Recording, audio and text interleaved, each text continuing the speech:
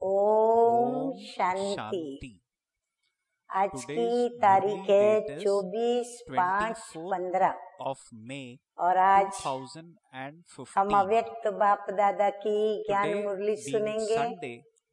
तो revise course की तारीख है 5/12/79 और आज की ज्ञान मुरली का शीर्षक है बहुत ही अच्छा और हम सभी को यह रियलाइज कराने वाला है। तो शीर्षक है विजय का झंडा लहराने के लिए, विजय का झंडा लहराने के लिए रियलाइजेशन कोर्स शुरू करो।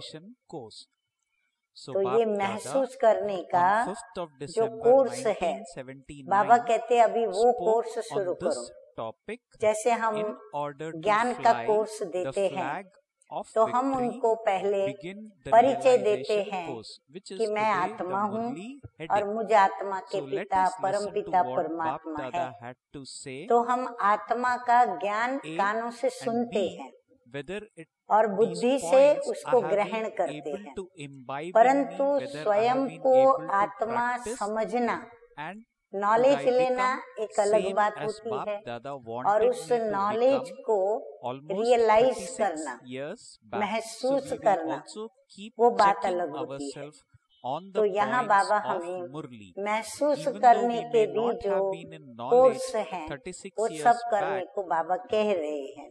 तो बाबा कहते हैं वो कोर्स शुरू करो। अब वो कौन से कोर्स हैं, आइए सुनते हैं। मीठे मीठे प्यारे प्यारे अव्यक्त बाप दादा से। तो आज बाप दादा अपनी रूहानी सेना को देख रहे थे। सेना में सब प्रकार के नंबरवार स्थिति अनुसार महारथी, घोड़ेसवार और प्यादे देखे।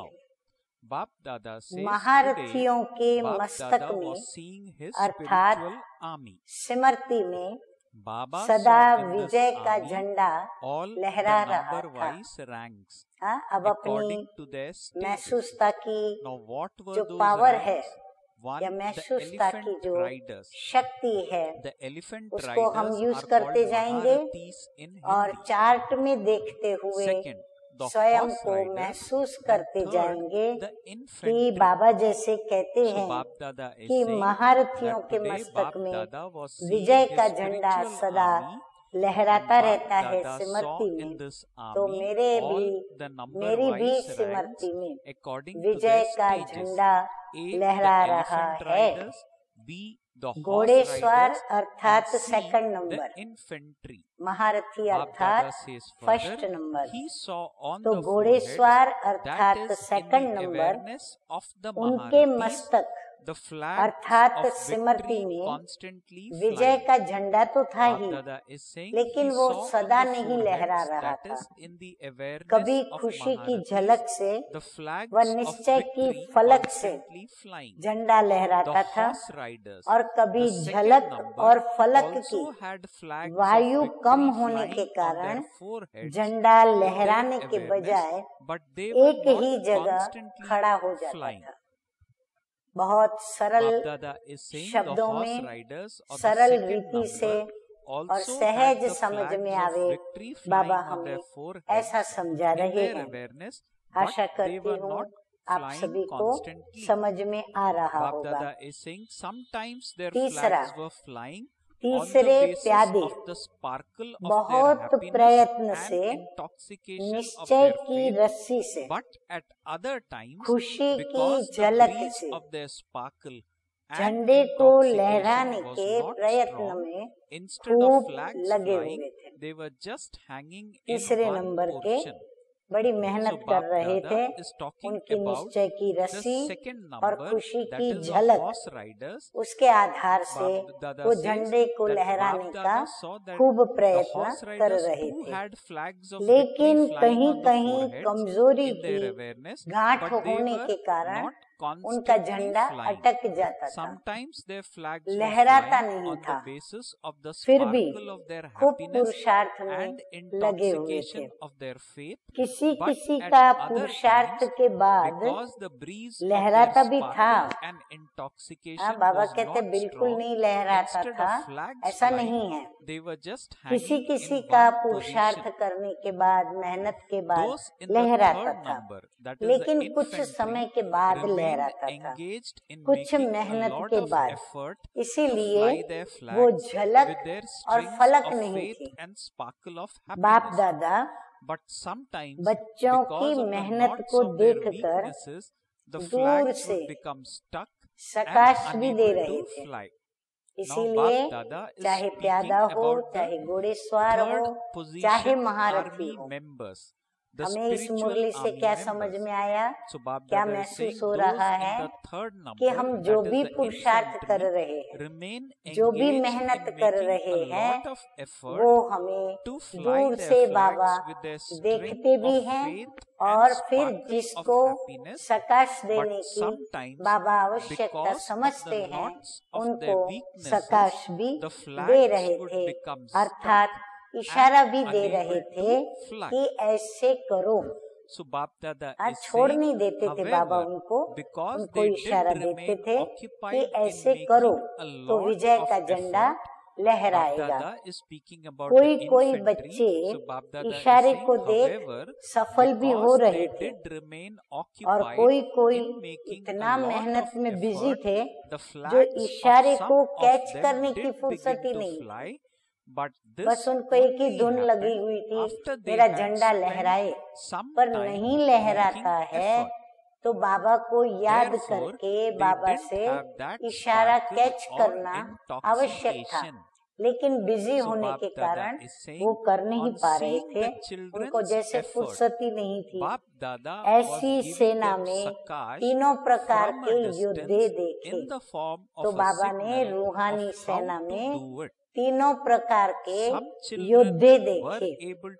जब मेहनत से या सहज ही, जब मेहनत से या सहज ही सबका झंडा अच्छी तरह से लहराने लगा, तो झंडे के लहराने से ही विजय के पुष्पों की, अर्थात बाप और बच्चों के प्रत्यक्षता के पुष्पों की वर्षा के समान रौनक हो गई।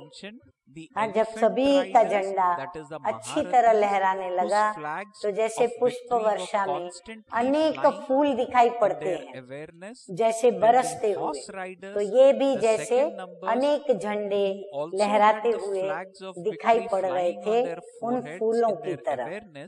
बच्चे जो मेहनत कर रहे हैं उसका बाप दादा सहज साधन सुनाते हैं। अब बाप दादा को तो हम बच्चे मेहनत करें ये तो देखा नहीं जाता। इसीलिए बाबा हमेशा कहते हैं कि मोहब्बत में मेहनत नहीं होती। तो मोहब्बत तो बच्चे करते हैं पर मेहनत भी कर रहे हैं, तो अभी बाबा उसका सहज साधन सुनाते हैं। बाप दादा कहते हैं कि समय पर वह निरंतर विजय का झंडा क्यों नहीं लहराता है। हाँ, उसका कारण बाबा बता रहे हैं कि उसका कारण क्या है। तो आप लोग भी फंक्शन में झंडा लहराते हो। अभी बाबा हमें समझा रहे हैं कि आप लोग फंक्शन में झंडा लहराते हो, तो समय पर क्यों नहीं लहराता है, कारण क्या। पहले से उसकी रिहर्सल नहीं करते। वैसे भी झंडा जब लगाया जाता है तो झंडा लगाने के बाद उसको एक बार खोल करके यानी रस्सी को खींच करके उसकी रिहर्सल की जाती है कि वो बराबर गांठ बनती है या नहीं, और गांठ ऐसी इजी रहती है जो खींचने से तुरंत झंडा लहराने लगे। तो बाबा कहते हैं रिहर्सल नहीं करते। ऐसे विजय का झंडा लहराने के लिए मुख्य बात रियलाइजेशन नहीं। बाबा कहते हैं ऐसे ही विजय का झंडा लहराने के लिए मुख्य बात कौन सी है कि रियलाइजेशन नहीं करते। जैसे वो रिहर्सल नहीं करते, हम फिर रियलाइजेशन नहीं करते कि अमृत वेले से रियलाइजेशन कोर्स शुरू करो। बाबा कहते हैं अमृत वेले से ही महसूस करना शुरू कर दो दिनचर्या के साथ।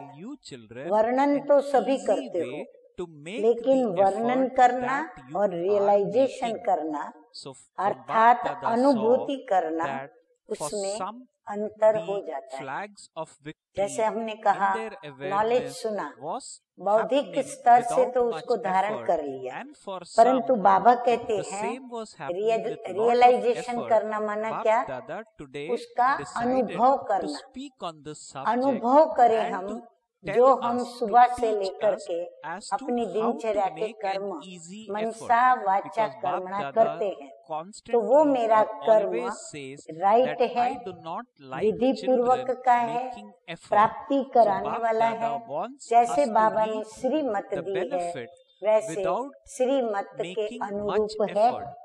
ये हमें स्वयं से ये हमें स्वयं से रियलाइज करना है। तो बाबा कहते हैं कि रियलाइज करना अर्थात अनुभूति करना, तो वर्णन करना और अनुभव करना, उसमें अंतर हो जाता है। एक है सुनना व सुनाना कि बाप से हमारे सर्व संबंध है, लेकिन हरेक संबंधों की अनुभूति व प्राप्ति में मगन रहो तो पुरानी दुनिया के वातावरण से सहज ही उपराम रह सकते हो। बाबा बहुत अच्छी बात हम बच्चों को बताई, अगर हम इस दुनिया से उपराम होना चाहते हैं तो बाबा से जो हमारे सर्व संबंध है, हम उन संबंधों का अनुभव भी करें, साथ साथ सिर्फ मुख से वर्णन न करें। हर कार्य के समय भिन्न भिन्न संबंध का अनुभव कर सकते हो। बाबा कहते जैसा कर्म वैसे आप बाबा के साथ अपना संबंध जोड़ करके और फिर अनुभव करो, और उसी संबंध के सहयोग से निरंतर योग का भी अनुभव कर सकते हो। हर समय बाप के भिन्न भिन्न संबंधों का सहयोग लेना अर्थात अनुभव करना ही योग है। बाबा कहते ये अनुभूति करना यही राजयोग है। ऐसे सहज योगी व निरंतर योगी क्यों नहीं बनते? बाबा कहते क्यों ऐसे योगी नहीं बनते हो? बाप कैसे भी समय पर संबंध निभाने के लिए बंधे हुए हैं। देखो कितनी फर्स्ट क्लास बात बाबा हमें रूह को राहत देने वाली बात बता रहे हैं कि कैसे भी समय पर संबंध निभाने के लिए बाबा बंधे हुए। जिसने जिस भी संबंध से बाप दादा से प्रीत जोड़ी है और अपना बंधन बांधा है, बाबा उस बंधन को निभाने के लिए जैसे बंधे हुए हैं। जब बाप साथ दे रहे हैं तो लेने वाले लेते क्यों नहीं? बाबा को भी आश्चर्य लगता है कि जब मैं देने को तैयार हूँ, साथ देने को, तो बच्चे लेते क्यों नहीं है? सहयोग लेना ही योग कैसे होता है ये अनुभव करो। सहयोग लेंगे तो हमें अनुभव होगा, और वो अनुभव होना वो बाबा कहते हैं कैसे योग होता है ये पता चलेगा। माना योग क्या चीज है वो तभी पता चलता है। माता का संबंध क्या है, बाप का संबंध क्या है, सखा और बंधु का संबंध क्या है, सदा साजन के संग का अनुभव क्या है, ये अलग अलग संबंध का रहस्य अनुभव में आया है। अभी हम एकांत में अपने से बातें करें और अपने चार्ट में देखें और अपने आप से पूछें। अगर एक भी संबंध की अनुभूति से वंचित रहे तो बाबा कहते हैं सारा कल्प वंचित रह जाएंगे। अगर एक संबंध की अनुभूति से भी वंचित रह गए तो सारा कल्प वंचित रह जाएंगे। इसका मतलब सर्व संबंधों के रस का हमें बाप के साथ अनुभव करना चाहिए और करना है, और जो करेंगे और जिन्होंने किया उनको अनुभव आना ही है। तो बाबा कहते हैं क्योंकि कल्प में अभी ही सर्व अनुभवों की खान प्राप्त होती है। जैसे खजानों की खान है ना, ऐसे बाबा कहते हैं सर्व अनुभवों की खान भी संगम युग पर ही पूरे कल्प में हमें प्राप्त होती है। अब नहीं तो कभी नहीं। बाप दादा के द्वारा दिया हुआ ये स्लोगन कि अब नहीं तो कभी नहीं। तो अपने आप को चेक करो कि किस संबंध की अनुभूति अब तक नहीं कर पाए हैं। सर्व संबंधों की अनुभूतियाँ देखो, सोचो कि मैंने पिता का अनुभव किया, माँ का किया, सखा का किया, बंधु का किया, साजन का किया कि नहीं। तो सब संबंधों को चेक करो और फिर वो संबंध बाबा से जोड़कर और फिर अनुभूति करो। इस प्रकार से ज्ञान की सब्जेक्ट में जो भी पॉइंट्स वर्णन करते हो उस हर पॉइंट का अनुभव किया है। ऐसे ही बाबा की मुरलियों में आने वाली ज्ञान की जितनी भी पॉइंट्स हैं, बाबा कहते हैं चेक करो अपने आप से कि हर पॉइंट का हमने अनुभव किया है। जैसे वर्णन करते हो, बाबा मिसाल बताते हैं कि हम स्वदर्शन चक्रधारी हैं, तो स्व के दर्शन का अनुभव किस आधार से कहते हो कि भाई हमने स्व के दर्शन किए, हमने स्व के 84 जन्मों के चक्र के दर्शन किए। तो बाबा कहते किस आधार पर ये कहते हो? तो दर्शन अर्थात जानना, दर्शन अर्थात देखना। देखना माना बुद्धि के नेत्र से देखना, तो बुद्धि का नेत्र माना समझना, महसूस करना। जानने वाला उस जानने की अथॉरिटी में रहता है। जैसे आजकल के शास्त्रवादी सिर्फ शास्त्र पढ़ते हैं, रटते हैं, फिर भी स्वयं को अपने को शास्त्रों की अथॉरिटी समझते हैं। शास्त्र पढ़ते हैं और शास्त्रों को रटते हैं, फिर भी अपने को क्या समझते हैं? शास्त्रों की अथॉरिटी समझते हैं। आप सब रटते नहीं हो। तो क्या करते हैं हम? बाबा ने कहा आप उसमें रमण करते हो। रटना और रमण करना, उस आनंद का अनुभव करना, कितना रात और दिन का फर्क है। रमण करने वाला अर्थात मनन के द्वारा स्वरूप में लाने वाला, अर्थात धारणा करने वाला, ऐसा सदा ज्ञान की अथॉरिटी अर्थात सदा ज्ञान की हर पॉइंट के नशे में वो रहने वाला होगा।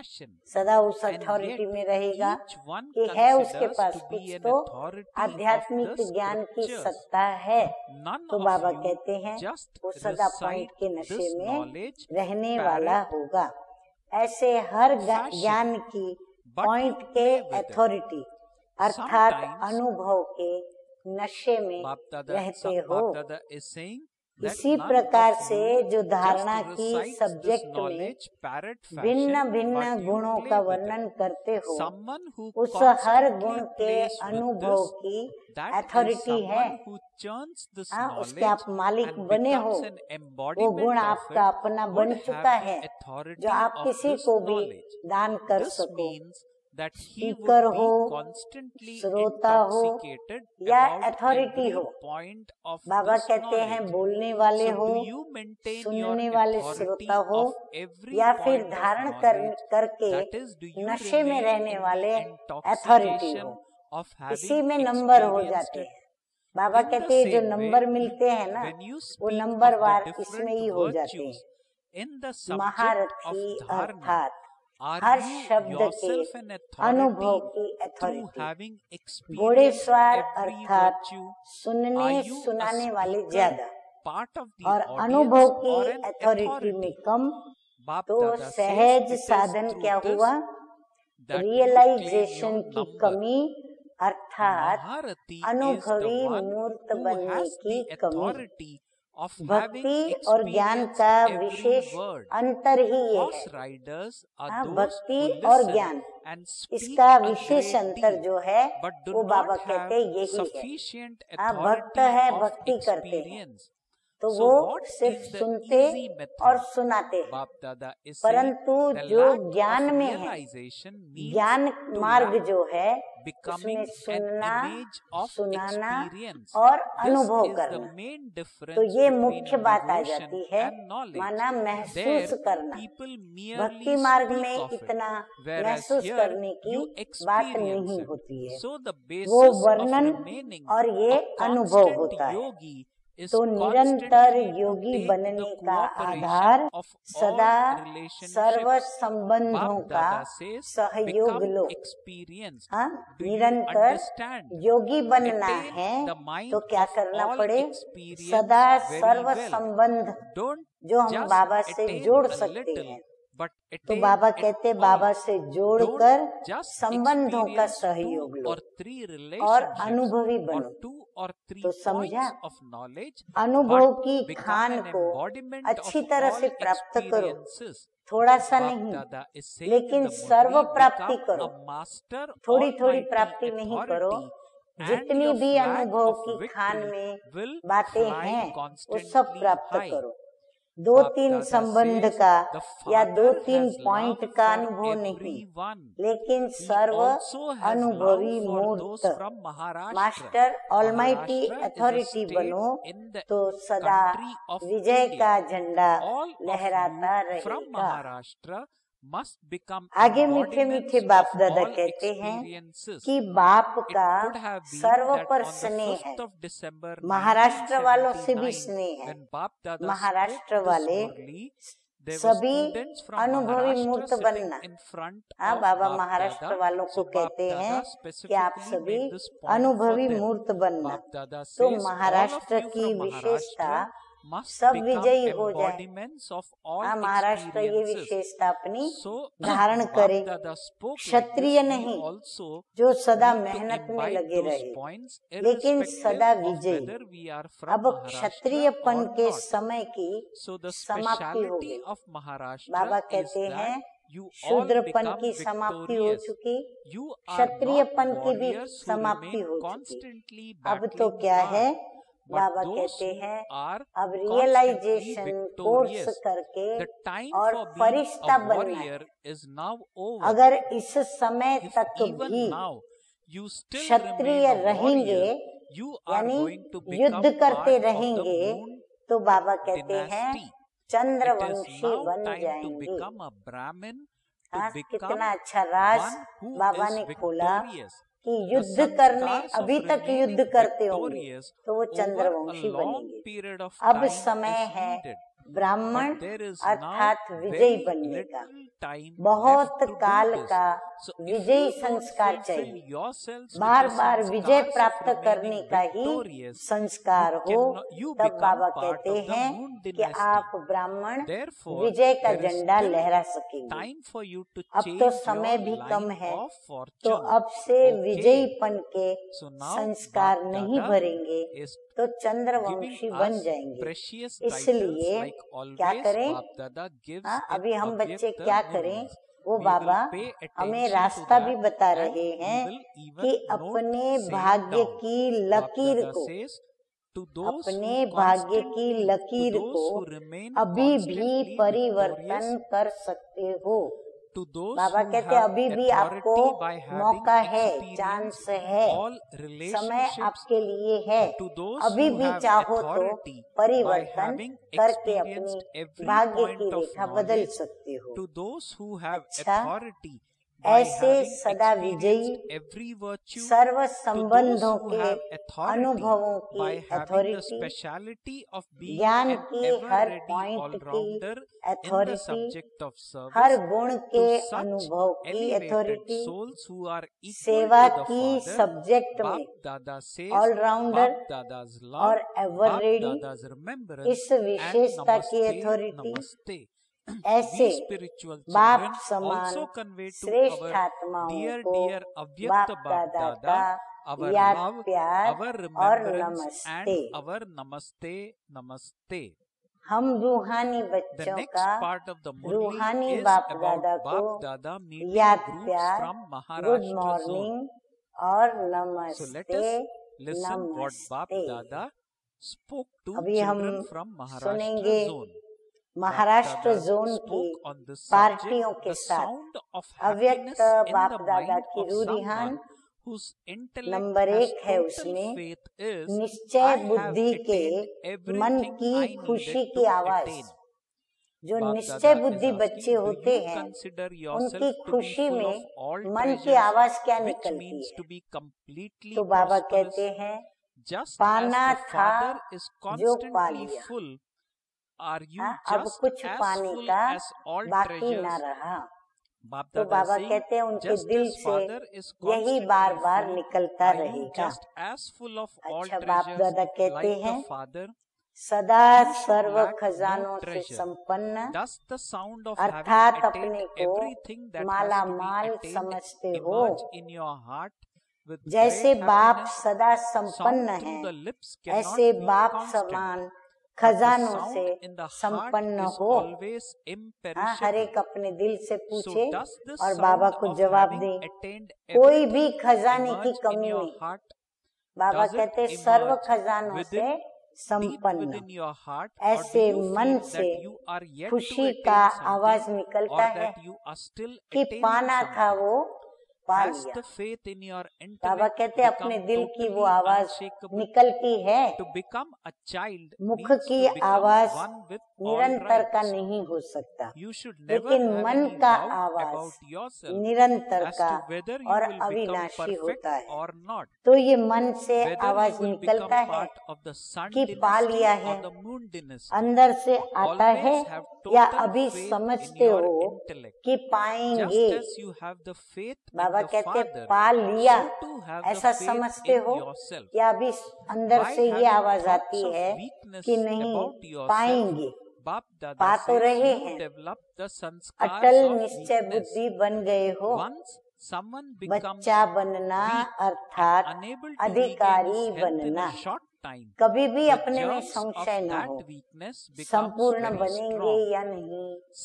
स्वयं में भी स्वयं का संशय न हो कि पता नहीं हम संपूर्ण बनेंगे या नहीं, माला के दाने बनेंगे या नहीं, हमें ऊंच पद मिलेगा या नहीं, हम विजयी बनेंगे या नहीं। बाबा कहते हैं उनको इस प्रकार के ख्यालात कभी भी नहीं आएंगे और कभी भी उनको अपने में संशय नहीं होगा कि संपूर्ण बनेंगे या नहीं, सूर्यवंशी बनेंगे या चंद्रवंशी।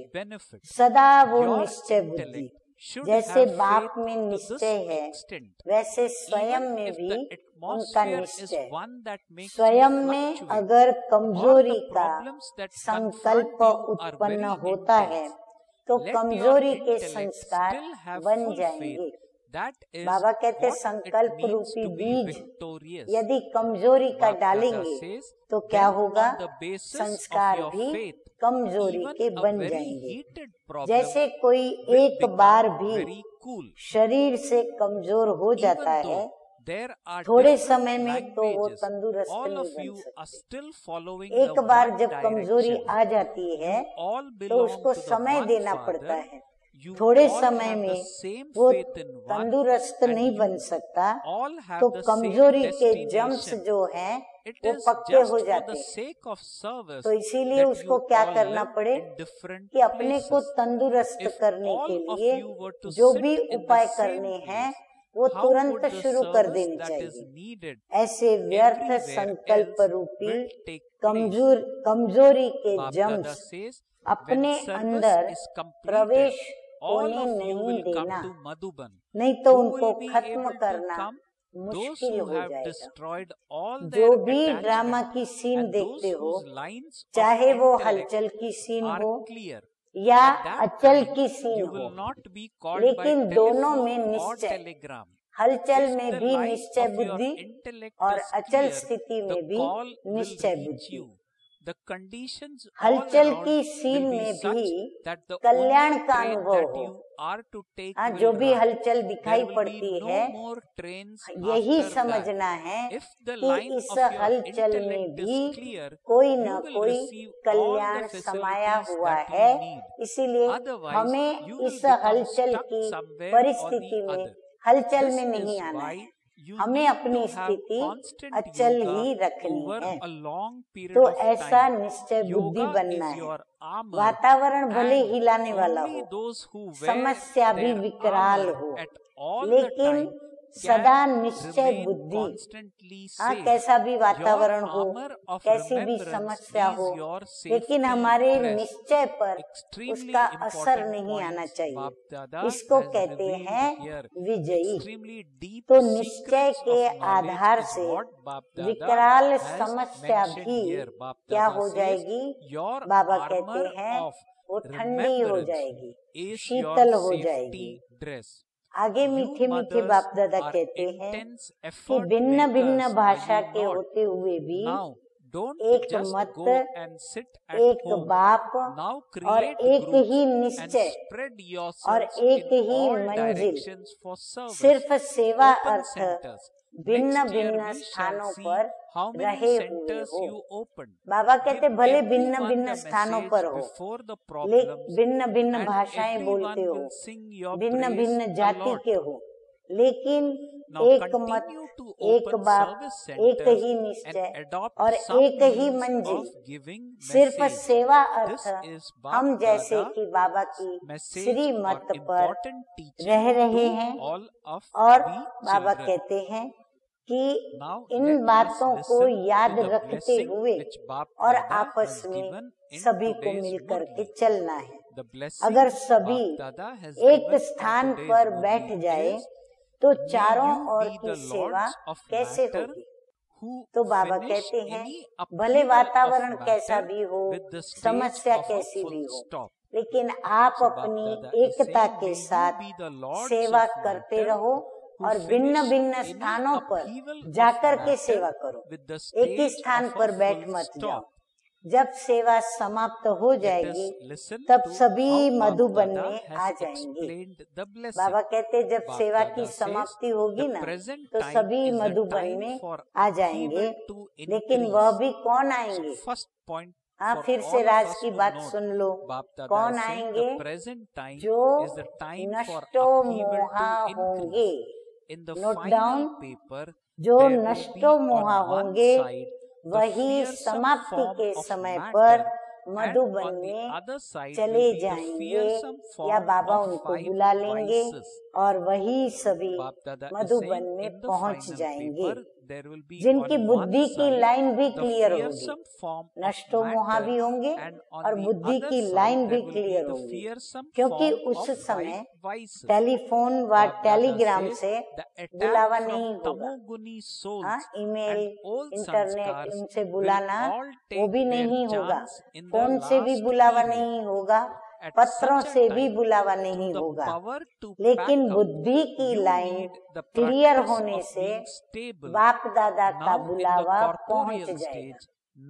बाबा कहते अपने आप उसको वो बुलावा पहुंचेगा, उसको ऐसी खींच होगी, आकर्षण होगी, ऐसी हालत बनेगी जो जिस ट्रेन से आपको पहुंचना होगा वही चलेगी, उसके बाद नहीं चलेगी। सुना वंडर और जादू। बाबा कहते हैं अगर आप निश्चय बुद्धि होंगे तो जिस समय आपको पहुंचना है, जब ये वातावरण ऐसा होगा, जब टेलीफोन, तार या इंटरनेट, ईमेल कुछ काम नहीं करेगा, तो उस समय क्या होगा, आपकी सिर्फ ट्रेन चलेगी, क्योंकि आपको बुलावा हुआ, आप निकल पड़ेंगे। आप रेलवे स्टेशन पर पहुंचे, ट्रेन खड़ी है, सभी ट्रेनें पर खड़ी हैं, लेकिन आपकी ट्रेन चलेगी और बाद में सबकी ट्रेनें बंद हो जाएंगी। अगर लाइन क्लियर होगी तो साधन भी मिल जाएंगे, नहीं तो कहीं ना कहीं अटक जाएंगे। इसलिए बहुत काल का निरंतर योग चाहिए। हाँ, कभी अगर ट्रेन अटक गई और हम घंटों भर इंतजार करते रहे तो इसका कारण क्या हुआ, कहीं ना कहीं हमारी लाइन क्लियर नहीं है। योग ही कवच है, कवच वाला सदा सेफ रहता है। सेफ्टी की ड्रेस ही है याद का कवच। माताएं तीव्र पुरुषार्थी हो ना, अभी बाबा का ध्यान माताओं पर गया तो माताओं को कह रहे हैं कि अभी घर में नहीं बैठ जाना, अभी ग्रुप बनाकर चारों ओर सेवा के लिए फैल जाओ, सेंटर खोलो। अगले साल देखेंगे बाबा कि कितने सेंटर खोले। समस्याओं के पहले सभी को संदेश दे दो तो सभी आपके गुणगान करेंगे। अभी सेवा केंद्र खोलते जाओ, संदेश देने के लिए कोई न कोई साधन अपनाओ। अच्छा, अभी हम सुनेंगे मीठे मीठे बाप दादा से, मीठे मीठे बाप दादा जो हमें रोज रोज वरदान देते हैं। तो हम आज का वरदान सुनते हैं। तो वरदान है आज का, फुल स्टॉप की स्टेज द्वारा प्रकृति की हलचल को स्टॉप करने वाले प्रकृति पति भव।